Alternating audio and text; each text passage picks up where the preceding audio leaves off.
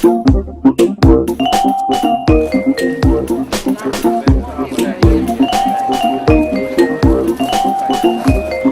en heren, allemaal van harte welkom. Mag ik u applaus ter verwelkoming van de twee gasten hier aan tafel. Dat zijn Adèle Grosse en Hans Spicht. Wie zij zijn, dat ga ik u nu vertellen. First I start in Dutch. Absolutely. Maar ik ga eerst iets over Adèle Grosse vertellen. Zo'n 10 jaar geleden kwam ze erachter dat hulp aan gezinnen in haar thuisland Zuid-Afrika te veel gericht was op het probleem van de ouders. In plaats van de ouders te helpen om zelf die problemen op te lossen. Zij is de grote roerganger van Proud to Be. Een programma dat inmiddels wereldwijd erkenning heeft ondervonden. Straks gaan we daar met haar over praten. Haar bijnaam is overigens Mandela. Dus dat kunnen we ook zien. Maybe we can show it. This is her nickname, Mandela. She wears Mandela here at her skirt. And also those wonderful spots on the face. What's that? It's really to celebrate Ubuntu, and it comes from our Xhosa culture.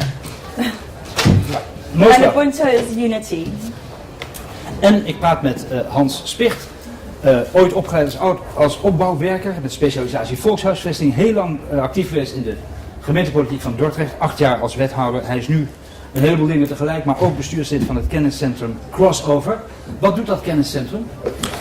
Ja, het kenniscentrum Crossover is eigenlijk ontstaan nadat de nieuwe wetgeving rondom de Wajong tot stand kwam. Toen werd er eigenlijk ook in de Tweede Kamer gezegd, en dat heeft Gerda Verburg nog toen gedaan, die zei, ja, wetgeving verandert de wereld niet. Dus is het nodig dat we eigenlijk proberen om de wereld mee te krijgen om jongeren met een beperking zo goed mogelijk te laten participeren in die samenleving. En als het even kan, gewoon aan het werk te krijgen. Ja. En Crossover is opgezet om dat mogelijk te maken. Is dat succesvol? Dat is deels succesvol, laat ik eerlijk zijn. Dat is succesvol omdat we een website hebben opgebouwd en een community hebben gebouwd waarin heel veel kennis is verzameld. Wat is het om met een beperking in Nederland te moeten leven? Hoe kan je met een beperking toch gewoon aan het werk komen? Wat voor mogelijkheden en zijn er voor werkgevers om voor mensen met een beperking een baan te creëren? Wat gebeurt er rondom het speciaal onderwijs als het gaat over jongeren met een beperking? Het is niet normaal dat jongeren met een beperking van het speciaal onderwijs automatisch de uitkering inlopen. Al dat soort zaken hebben we ter discussie gesteld. Daar zijn we mee aan de gang gegaan en dat hebben we dus opgebouwd, dat kenniscentrum. Ja, u geeft nu een tour d'horizon van mogelijkheden en wenselijkheden. Maar de vraag is het succesvol? Lukt het in Nederland? Nee, het lukt nog niet. Want?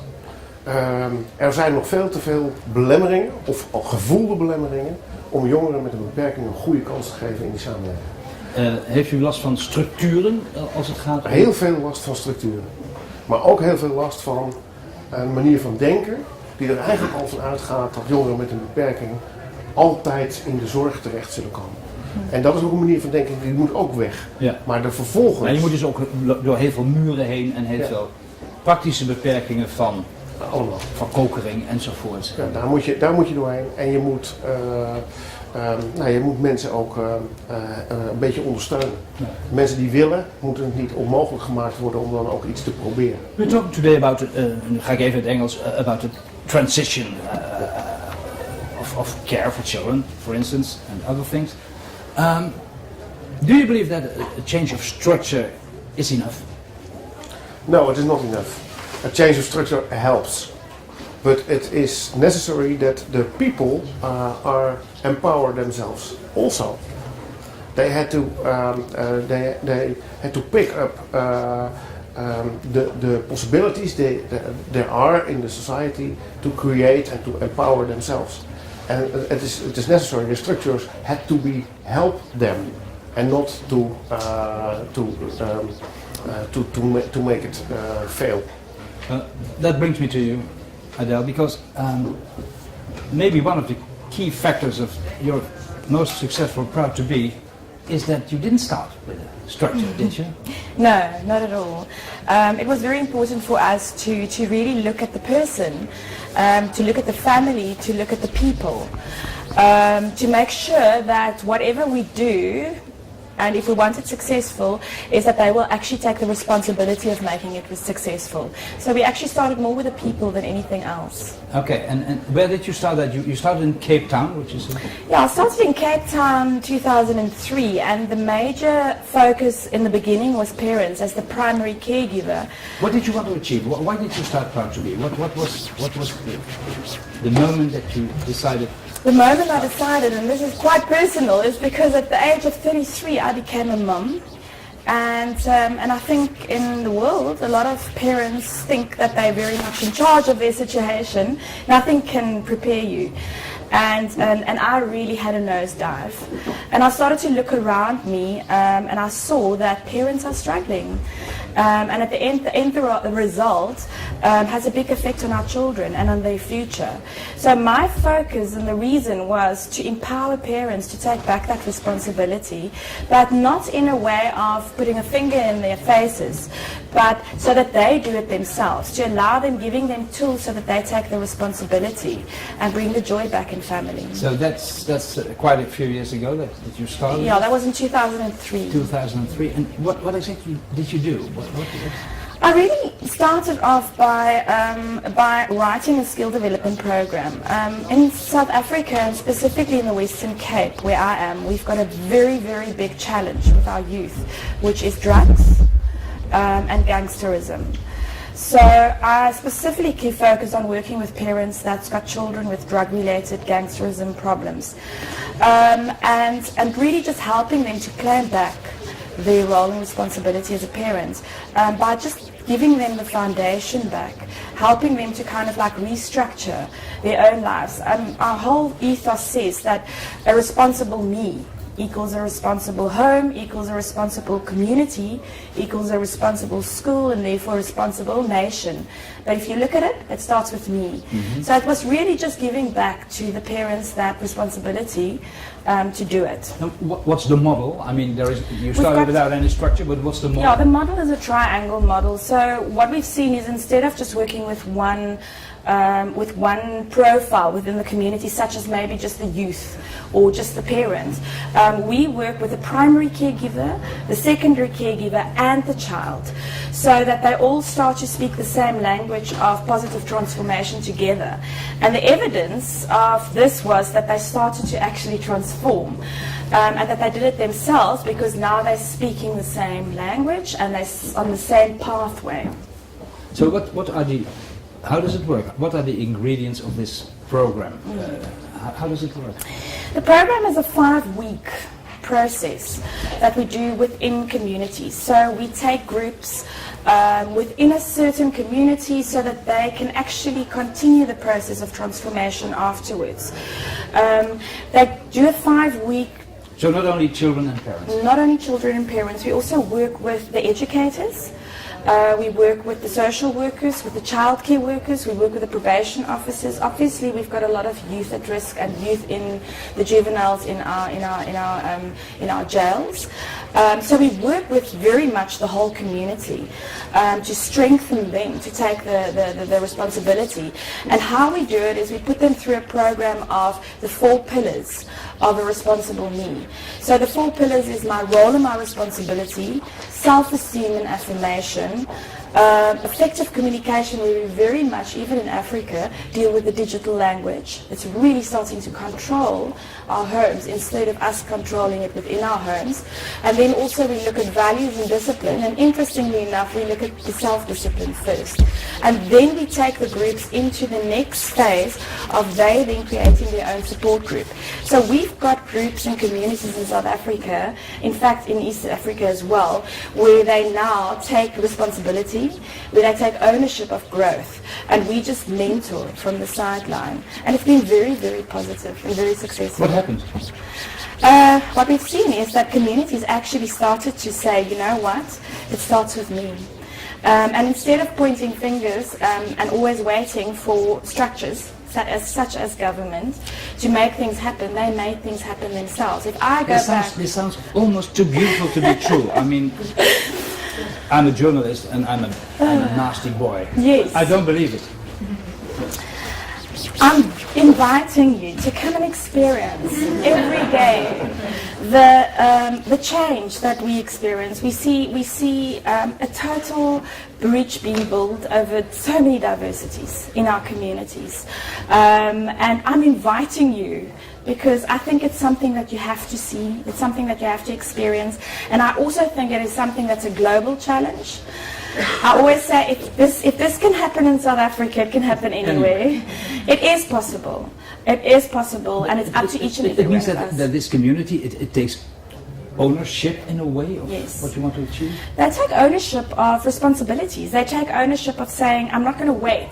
I've seen so many adults being without jobs in South Africa, coming to us, going through the program, not being able to look after their children.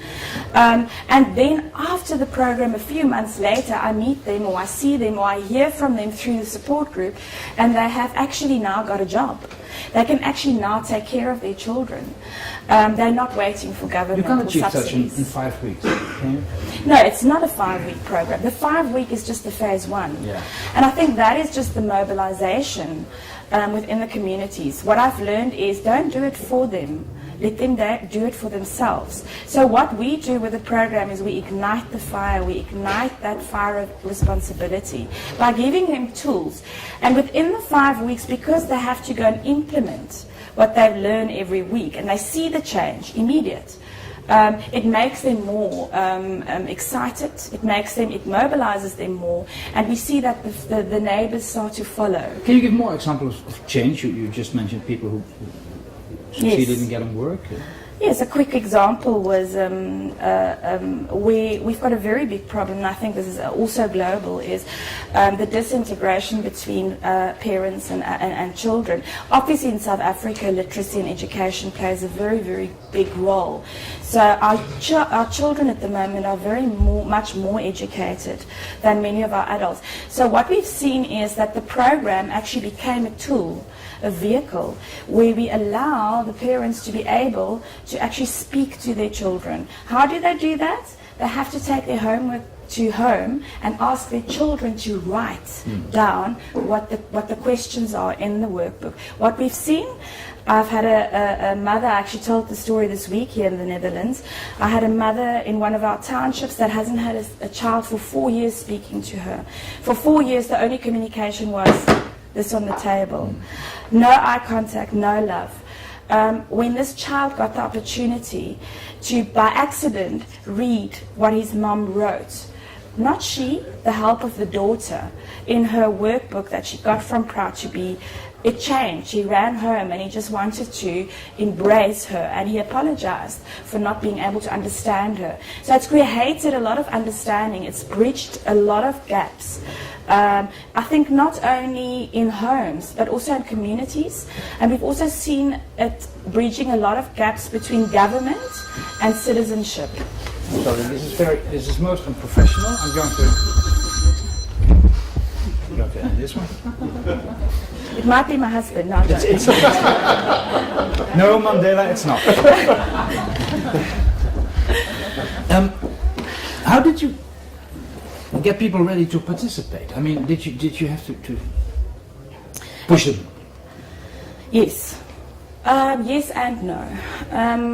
I think that once again, the recipe is to get people to want to do this themselves. I truly believe in doing something a little bit different. And so we bring in creativity. We bring in fun. We bring joy back. So within our message, we make sure that people feel inclusive. And that they feel, hang on, here's a safe environment for me. If I need to make that change, I can make that change. Because there's nothing worse than being in a place where you don't feel safe, but you have to make changes, and it's patterns that you inherited. So we really created safe environments in many communities. And we make sure that when we speak a language of positive, a language of solution, not problems. So we very much walk around with, we've got the solution, rather than, hang on, there's a lot of problems. Is there any lessons in this for you? Yes, it is. There are so many lessons because what Adele does and create is a new perspective for the child. The child can be more child and grow up and empower itself, and it starts with through the child. community. Through the community, and start with the child, and not with the What could you do? municipality or the structure or the employer or something else. I'm putting this question because you're working for Crossover, also a tremendous task to get disabled youngsters Yes. at work. Yes. It's very. I'm not suggesting that this is the one-to-one solution. Of course not. No. In the Netherlands, it's more difficult. We have create a system where disabled youngsters and youngsters with a mental disease are placing outside of the society. Yeah. And it is necessary to bring them back, but they had to do it by themselves, and the society had to help them to create the possibilities to do it. And that's the tension between thinking of the program and doing it. And there are so many people who want to do it, but there are so many barriers to come over. And Crossover will help to break down the barriers and to help the people to create maybe you also have to go into communities too. Yes. To get disabled youngsters to work. Yes. It's an accepted thing. Yes. In the community, it is necessary to become another way of thinking, because now it is people are disabled and they have families, and maybe we don't know them. It's necessary that we know them, and that we see that there is a problem, and maybe we can help them to create a more and a better. Do you have any suggestions for? Absolutely. Yes.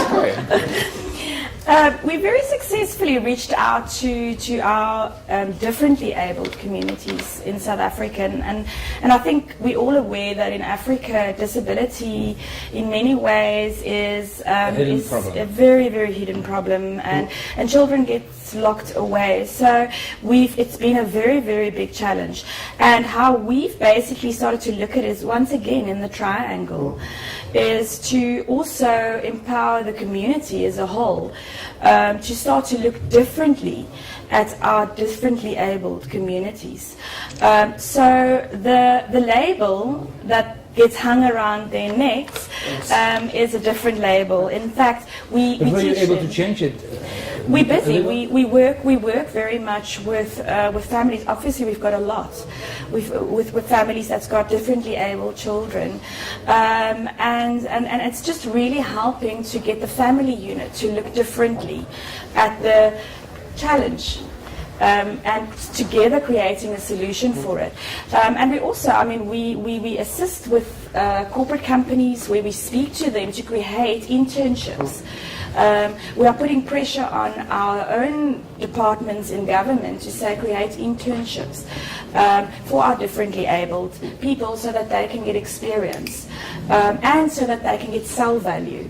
Because yes, obviously that's a very, very big problem, it's a challenge in the families. But I'm sure that's what you do, what you try to do also. Yes, but we want to create new possibilities for the people to do, and we want to help to break down the barriers.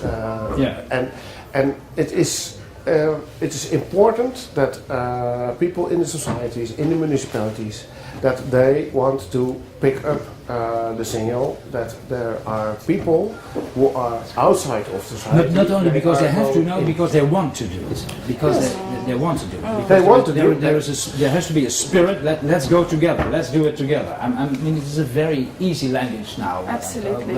But something has to be done. It starts. It starts on the education. We have special schools for disabled. Why? Why cannot people with who are disabled or have mental or social problems can be in school normal with the other children. So there is a change of mind and a change of structure is necessary to create the empower. Do you use role models? Yes, we do. Yeah. Yes. Maybe one of the role models is how do you call the cane? Zeg het in het Nederlands. Lingo. Lingo, yeah. Lingo. Yeah. Lucille. Lucille is one of the role models for She's a television personality. Oh, okay. She is also disabled, and Yeah. she is also a role model. There is also the caps. There are cappies for young people who are disabled, and they can create their own dream on television. Yeah. And when they have a good idea, then they can become a cap, and they have one moment of fame. So there is in the Netherlands some good Examples of good example, but also it becomes growing awareness. yes. And do you have role models in your program? Oh, absolutely. But first of all, I think what is important for us is that we teach our parents that they first of all must be the role models. Sure. So we also, we teach them very much about what impressionable stage in the developmental stages of a child is.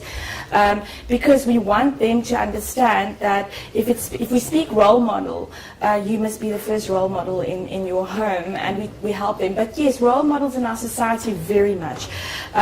We try not to kind of like link ourselves up with any political movement, etc. But we make sure we, for instance, have a message that says it starts with me. And as an organization, we're bold. We're not italic and we're not regular. We're bold. And we go out there and we brand. We make sure that we tag as many people in the public eye as possible. So you are you tagged. just give me one. I'm one of your You're tagged. ambassadors already. You are. You're a champion.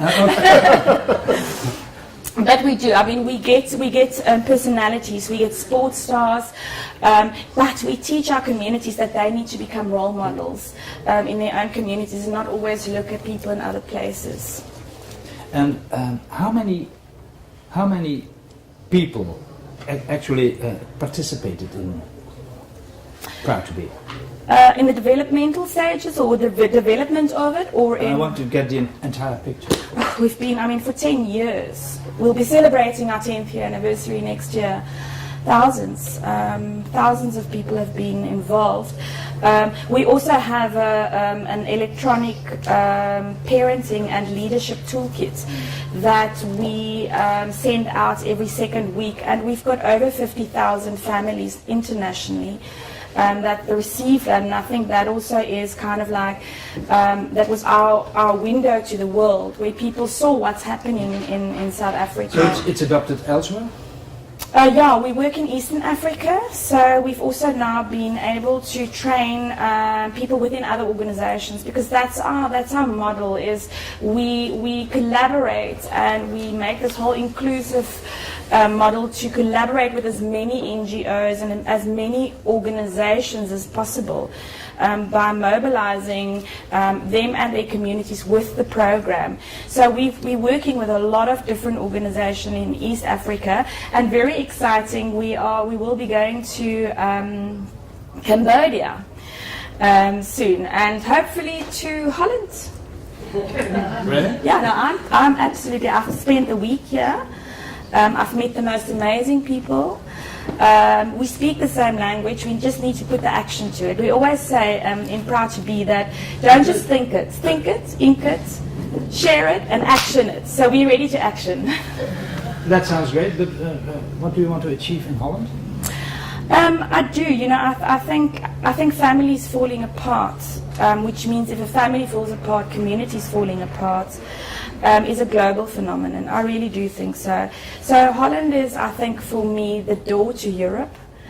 And I do believe that if I've got something in South Africa, Southern Africa and East Africa that's working, and that's got such amazing evidence, I want to share it with the world. And you don't believe that this is a complete different society? And No, yes I do. It is a different society. I think every nation, in fact, every community is different. Yeah. The basics is the same. The basics is the same. So how we do it is we'll have a study group that comes to South Africa from the Netherlands. And they will go through the process of the program with the communities, with us at Proud to Be Me. You're already... We're in the process. Okay. When are they going to South Africa? Well, I'm kind of like hoping in the first 6 months of next year. Okay. And then what happens is we then adapt the program for that specific community, which will be Netherlands, in context. So it's never a word-to-word translation or kind of a pack in a box that arrives at a different country. No. It gets adapted by people in the country. Professionals, we'll have researchers involved, etc. Did it ever fail? You know what? What's the main failure in this successful road? I think the main failure is getting government and citizens and corporate to work together. And that's why we are launching a project, a 5-year project, where we are now saying to them, together as governments and communities and corporates and NGOs, we can do the following. So we have a specific goal. We want to, in the next 5 years, starting next year, we want to do a program where we train 3,000 facilitators within more than 100 NGOs around the country. With that, we will train 1.5 million community members as support group leaders in their communities, to be support group leaders. So those are the people that takes it further and grow the responsibility and the ownership. And with those 2 goals, we will be able to reach 10 million families in 5 years. So it seems like the biggest challenge and the biggest failure, it's not a failure, I don't believe in failures.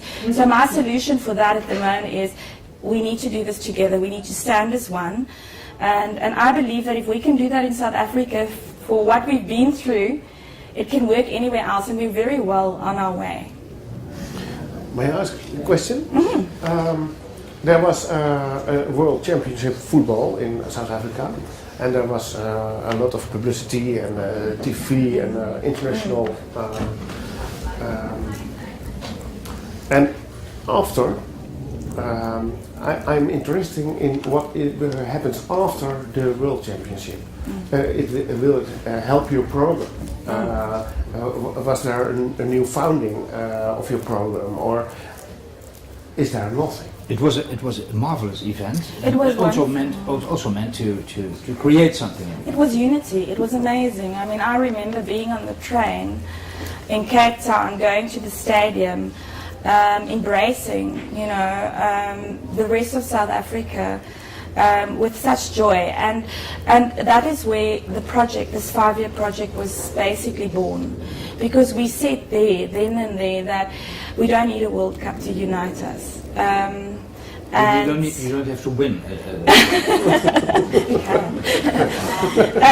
We don't need a World Cup, and we shouldn't need a World Cup to unite us. And that's where this project basically was born, to say, how can we keep this unity? How can we keep this excitement? And I think, Hans, it's having a lot of people from overseas in South Africa and them experiencing that, wow, look at these people. Yes, it actually was good for us. We'll get the Olympics in 2020. I want them. I think it's very good that Netherlands will organize them. But it is but for to solve the problems in the society. I think it is difficult. It actually made things a bit worse, I must be honest. It made things worse. In the community, let me tell you why. It made it more challenging. A lot of money was spent. Me, as a founder of an NPO and a foundation in South Africa, was very much against that. about the millions and the trillions that was spent. And we as the communities, right down deep in the rural areas, didn't see anything from the World Cup, and that was hard for us. And I think that's why we needed to see it and take it as an opportunity to say to the world, we're not going to leave it there. The World Cup was just to show you that we can form unity, that within the communities we can continue something. And I think that's where we're taking it, is to kind of like having that unity as a goal in rural areas that didn't see anything positive in their areas from But the World Cup. there were no sport programs started or something like that that people can There was a join. few, but you know, It I wasn't think really meant for the common people. no, it wasn't. I think it was just, you know, it's part of FIFA and it's part of the brand. FIFA, don't mention the FIFA. Don't mention the FIFA. Terrible organization. But the Holland team, they bring a football Team. I just want to say thank you to Holland, because Holland made Proud to Be look amazing during the World Cup, because our colour is orange. So everyone thought, wow, what is Adele doing? Before we end up this wonderful program, I would like to ask you, maybe there are questions, people around here, to Adele. Possibly. Yes, Take your chance. We don't have the sound on recorded, but you you're can. such an inspiring person. Are there many more inspiring persons around you? And what if you happen to fall out? No. She doesn't look at like falling out. But it could happen, of course. No, it's a very good question, because I think in life, nothing happens. I mean, Nelson Mandela is my father, and I follow in his footsteps. And I know he didn't do what he did on his own. So building a strong team and a core team around you is very important. And I work very hard at that.